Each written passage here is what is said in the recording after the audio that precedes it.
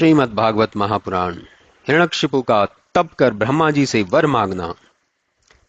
श्री नारद जी बोले, हे राजन, अब हिरण्यकशिपु ने यह चाहा कि मैं अजर अमर होकर त्रिलोकी में एकदम राज्य करूं और मुझे कोई मार न सके।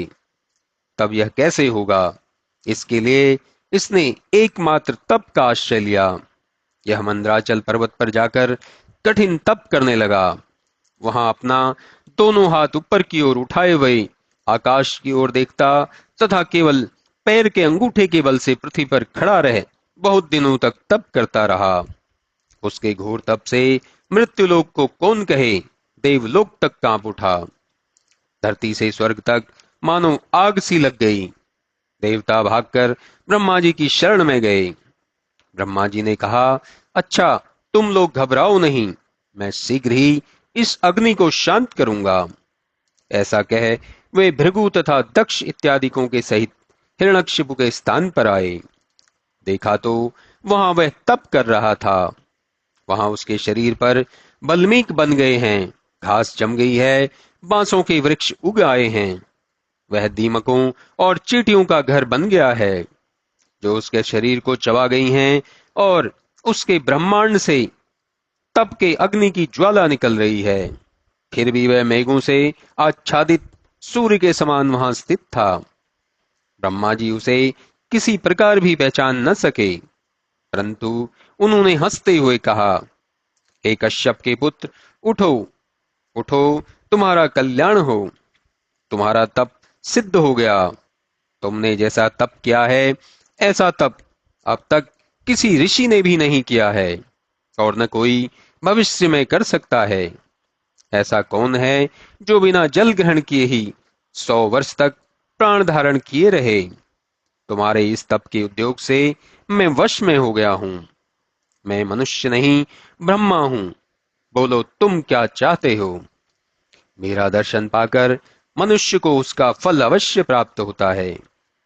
नारद जी कहते हैं, हे युधिष्ठिर, ऐसा कहकर ब्रह्मा जी ने जो अपने कमंडल का थोड़ा सा जल उस पर डाला, तो उनके प्रताप से तपस्वी हिरण्यकशिपु के जर्जरित शरीर में पूरा बल आ गया।